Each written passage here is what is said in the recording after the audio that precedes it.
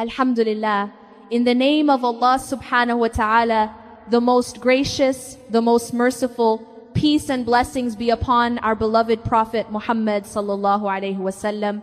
There are moments in life when you don't just feel confused, you feel trapped. And this is usually the moment people misunderstand Allah subhanahu wa ta'ala the most. You've tried every option you could see. You've made du'a, you've put in effort, you've waited, and still nothing changes. Every door feels closed. Every path feels blocked. And the silence becomes heavier than the struggle itself. In moments like this, the heart quietly asks a painful question. What do I do now? Not because faith is weak, but because the situation feels impossible. Logic has reached its limit. Advice no longer helps. And hope feels fragile. This is where many people begin to panic. Because when control disappears, fear steps in. The mind starts replaying worst case scenarios. The heart starts doubting its own strength. And slowly, trust becomes harder than effort ever was. But this is also the moment most people lose clarity. Being out of options does not mean you are out of Allah subhanahu wa ta'ala's care. Reaching the end of visible paths does not mean there is no way forward. It often means the way ahead is not one you could have planned. Allah subhanahu wa ta'ala does not work within the limits we understand. When He closes what you relied on, He is not abandoning you. He is removing what could not carry you any further. When nothing makes sense anymore, it is often because Allah subhanahu wa ta'ala is preparing to work beyond logic. This reminder is for the one who feels stuck, for the one who sees no door left to knock on, for the one who feels tired of hoping and afraid of trusting again. Because trusting Allah subhanahu wa ta'ala does not mean pretending things are easy. It means believing that even when you cannot see a way, He can create one. And sometimes the greatest openings begin exactly where all human options end. Feeling trapped is different from feeling lost. When you are lost, at least you can move. When you are trapped, even movement feels pointless. You stand still, not because you want to, but because every direction feels blocked. This is one of the heaviest emotional states a person can experience. You look around and realize that the options you once relied on are gone. The plans you believed in no longer make sense. The advice people give sounds repetitive and disconnected from your reality. And slowly, you stop explaining your situation because even you don't know how to put it into words anymore. This kind of stuckness is exhausting. Not physically, but emotionally. You wake up tired even after rest. Your mind keeps searching for solutions, but everything leads back to the same conclusion. There is nothing left to try. And this is where the heart begins to struggle. Not because faith disappears, but because certainty does. You still believe in Allah subhanahu wa ta'ala, but you no longer understand how things will work out. The gap between belief and clarity starts to hurt. You trust Allah subhanahu wa ta'ala, yet you feel overwhelmed by the unknown. Many people feel ashamed of this stage. They think feeling trapped means they are not trusting enough. But this is not true. Feeling trapped often means you have reached the limit of your own control, and that is not a spiritual failure. It is a human one. In fact, this stage reveals something important: how deeply we rely on visible paths. As long as options exist, the heart stays calm. But when those options disappear, fear surfaces. Not because Allah subhanahu wa ta'ala has changed, but because the heart was leaning on what it could see. When those supports fall away, the heart feels exposed. This exposure is uncomfortable, but it is honest. Being trapped forces the heart to confront a difficult truth. I cannot fix this on my own. And while that realization feels frightening, it is also the beginning of something real. Because as long as you believe you can manage everything yourself, trust remains theoretical. It is spoken, not lived. This is why being trapped feels so personal. It challenges how you understand control, effort, and reliance. It strips away the illusion that planning guarantees safety. And when that illusion disappears, the heart feels vulnerable. But vulnerability is not weakness. This moment is not about punishment. It is about transition. Allah subhanahu wa ta'ala has not cornered you. He has brought you to the edge of what you understand. Not to push you into despair, but to show you that reliance on Him begins where self-reliance ends. The feeling of being trapped is often the moment before trust becomes real. Not calm trust, not confident trust, but raw trust, the kind that exists without explanations. If you are in this stage right now, you are not broken. You are not abandoned. You are not behind. You are standing at a point where the heart is being invited to shift its foundation. What feels like the end of all options is often the end of false options. And once those fall away, something deeper begins to form, a reliance that does not depend on visible doors. That is where the real journey of trust starts. One of the hardest things to accept is that sometimes Allah subhanahu wa ta'ala does not block the path because you chose wrong. He blocks it because you would have been harmed if it continued. Most of us trust what is familiar. We build our hopes around plans we can explain, paths we understand, and outcomes that feel predictable. When things move forward smoothly, we assume that is proof we are on the right track. But ease is not always guidance, and difficulty is not always rejection. There are moments when Allah subhanahu wa ta'ala removes the obvious options one by one. Not suddenly, but deliberately. What once seemed stable starts to weaken. What once felt promising begins to fall apart. And eventually, the path you were certain about is no longer available. This feels confusing because the heart asks a natural question. If this wasn't meant for me, why did it work for so long? The answer is deeper than we expect. Sometimes a path exists to teach you something, not to take you where you think it will. Sometimes Allah subhanahu wa ta'ala allows progress so that attachment becomes visible. Only when the heart is attached does its dependence become clear, and only then can it be redirected. This is not cruelty. It is mercy. If Allah subhanahu wa ta'ala closed every harmful door immediately, we would never learn discernment. We would never understand the difference between what feels right and what is right. Removal is often part of protection, even when it arrives late. What makes this stage painful is not the closure itself, but the meaning we attach to it. We assume that closed doors mean we failed, misread the signs, or misunderstood Allah subhanahu wa ta'ala's will. In reality, many doors close precisely because Allah subhanahu wa ta'ala has seen what lies beyond them and you have not. The Quran reminds us that human understanding is limited. We see one moment at a time. Allah subhanahu wa ta'ala sees the full outcome. When He removes a path, He is not reacting, He is preventing. This is why trust is tested most when things stop making sense.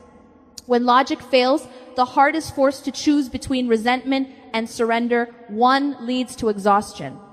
The other leads to peace, even before answers arrive. It is important to understand this clearly. Allah subhanahu wa ta'ala does not take away what is good for you and replace it with nothing. He removes what cannot carry you forward and prepares you for something that requires a different foundation. At this stage, the heart begins to shift, slowly, reluctantly, but honestly. You stop asking, why did this close? And begin asking, what am I being protected from? That question does not bring instant relief, but it brings perspective. And perspective is the first sign that trust is becoming real. The removal of obvious paths is not the end of the journey. It is the moment the journey moves beyond what you could have designed yourself. Because the paths Allah subhanahu wa ta'ala creates do not always look safe at first, but they always lead exactly where you need to be. Trust is easy when there is a plan. It is easy when outcomes feel predictable and progress is visible. But real trust begins when clarity disappears and planning no longer helps. This is the stage where the heart feels uncomfortable because it is no longer supported by explanations. You are asked to move forward without knowing how things will unfold. And this is where trust stops being an idea and starts becoming a reality. Many people misunderstand trust. They think trusting Allah subhanahu wa ta'ala means feeling calm all the time. It does not. Trust means staying anchored even while fear exists. It means continuing to rely on Allah subhanahu wa ta'ala without demanding to see the outcome first. At this stage, the mind wants certainty. It wants timelines, signs, and reassurance. But Iman is not built on certainty of results. It is built on certainty of who you are relying on. When outcomes are unclear, the heart is gently pushed to shift its focus from solutions to the one who controls solutions. This kind of trust feels heavy at first. Not because it is wrong, but because it removes the illusion of control. You realize that no amount of planning can force an opening. And while that realization feels unsettling, it is also freeing. You stop exhausting yourself trying to manage what was never yours to control. Trust does not cancel effort. You still do what you can. You still show up. You still make du'a. But the weight of responsibility changes. You no longer believe that success depends entirely on you. You place the outcome back where it belongs. This is where Iman becomes quiet but strong. There is less emotional reassurance, but more inner steadiness. You may still feel unsure, but you are no longer panicking. You begin to accept that not knowing is part of the process, not a sign of failure.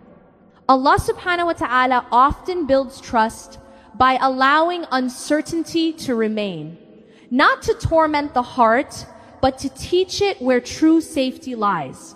When certainty is removed, reliance becomes sincere. This is why trusting Allah subhanahu wa ta'ala without seeing the way forward is one of the highest forms of Iman. It is faith rooted in conviction, not comfort.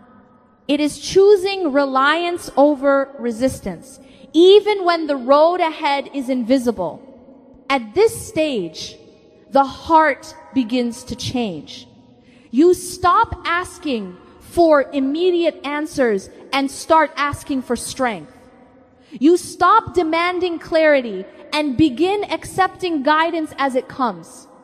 And slowly, without announcement, peace starts to replace panic. Because when trust becomes real, the heart no longer needs to see the way, it only needs to know that Allah subhanahu wa ta'ala is leading. When Allah subhanahu wa ta'ala creates a way forward, it rarely looks like what you were waiting for.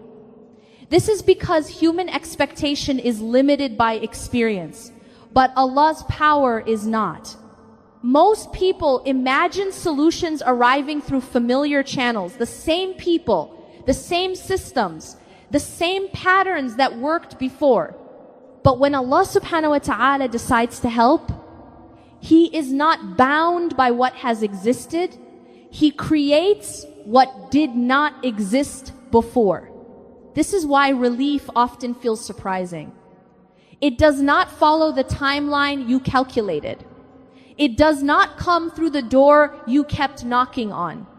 Sometimes it arrives through people you never expected to meet, opportunities you never searched for, or changes you never planned. What makes this difficult is that the heart usually watches only one direction. When help does not appear there, disappointment grows. But Allah subhanahu wa ta'ala does not respond to where you are looking, He responds to what you need. There are moments when everything around you looks closed, yet something quietly opens elsewhere. You may not recognize it immediately. In fact, you may overlook it because it doesn't resemble the solution you imagined. Allah's help often arrives quietly, without announcement. This is why trusting Allah subhanahu wa ta'ala requires humility. You must accept that what saves you may not look impressive at first. It may come in a form that seems small, delayed, or unfamiliar. But what matters is not how it appears, it is where it leads. Often, Allah subhanahu wa ta'ala creates a way by changing you before changing your situation. He shifts your understanding, strengthens your patience, or removes attachments that were holding you back. Then, when the external opening comes, you are able to walk through it without fear. This process protects the heart. If the solution came too early or in the way you demanded, it might have deepened dependence on the wrong things. By creating a new way instead of restoring an old one, Allah subhanahu wa ta'ala ensures that reliance remains where it belongs. Looking back, many people realize that the help they once prayed for arrived just not in the form they expected. What felt like delay was actually redirection. What felt like loss was preparation. Allah subhanahu wa ta'ala does not simply open doors. Sometimes He removes walls. Sometimes He creates paths across places where there were none. And those paths are often invisible until you are already walking on them. This is why faith deepens after relief arrives. You realize that the way forward was never something you could have planned. It was something only Allah subhanahu wa ta'ala could create.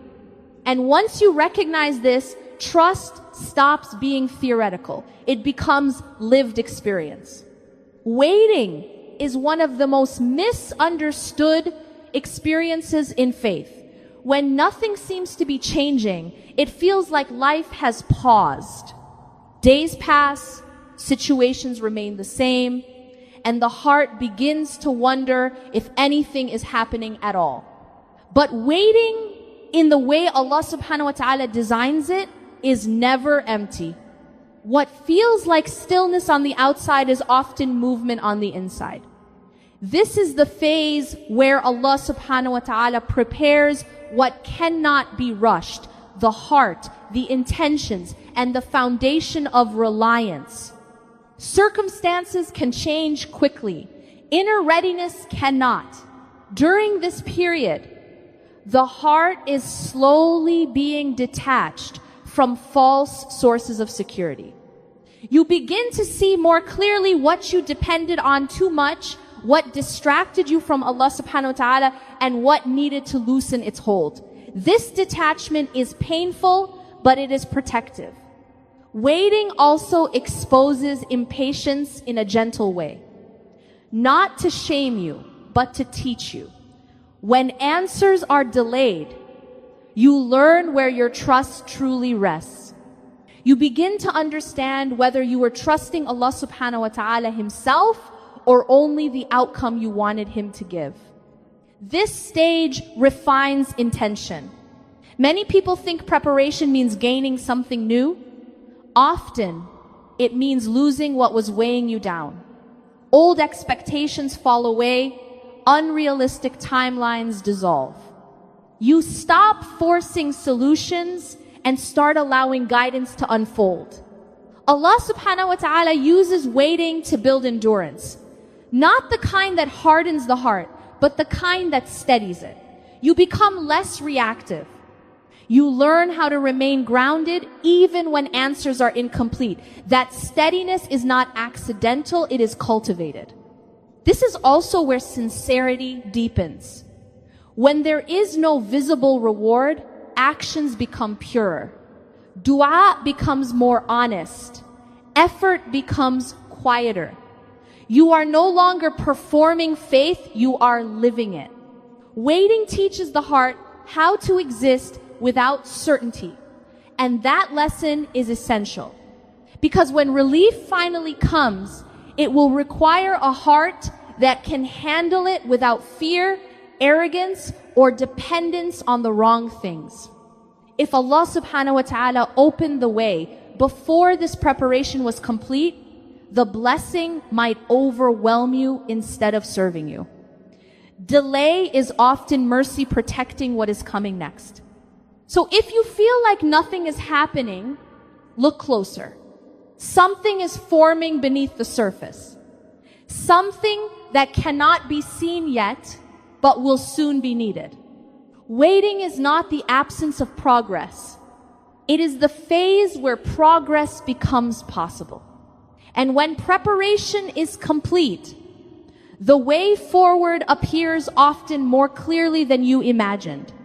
When the way finally appears, it often doesn't arrive the way you imagined. There is no announcement, no dramatic shift, no clear moment where everything suddenly makes sense. Instead, relief comes quietly, almost gently, as if it has been forming for a long time. And in truth, it has. By the time the opening becomes visible, Allah subhanahu wa ta'ala has already been working beneath the surface for far longer than you realized. The change you see on the outside is usually the final step of a process that began when you thought nothing was happening. This is why relief can feel unfamiliar at first. You may hesitate. You may doubt it. After waiting so long, part of you has learned how to survive without answers. Trusting the opening can feel just as difficult as enduring the delay. But this hesitation is not weakness. It is evidence of growth. You are no longer rushing toward outcomes. You are more attentive, more careful, more grounded. The heart that once panicked now pauses. It looks for alignment instead of escape. That shift alone is proof that something meaningful has changed. Often, clarity only arrives in hindsight. When you look back, you begin to understand why certain doors had to close, why specific delays were necessary, why the timing could not have been earlier. What once felt confusing starts to feel intentional. This is when gratitude begins to replace confusion. Not because the pain disappears, but because it gains context. You realize that Allah subhanahu wa ta'ala was not withholding relief. He was guiding you toward it in a way that protected you. What you thought was absence was actually precision. Many people notice something else at this stage. The relief they receive does not come alone. It brings calm, not chaos. It fits into their life instead of overwhelming it. That is how you recognize an opening from Allah subhanahu wa ta'ala. It does not pull you away from trust, it deepens it. This does not mean challenges disappear. Life continues. But the fear that once dominated the heart loses its power. You no longer feel surrounded by uncertainty. You feel accompanied. And perhaps the most important realization comes quietly. The opening did not just change your situation, it changed you. You are more patient, more grounded, more aware of where real support comes from. That inner change is not a side effect. It is part of the gift. Because the way Allah subhanahu wa ta'ala creates is never only about solving a problem. It is about forming a heart that can carry what comes next without losing its anchor.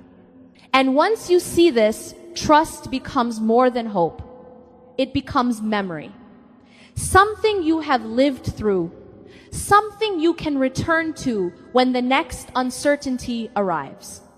Which brings us to the final question this reminder must answer. What do you hold on to when fear tries to return?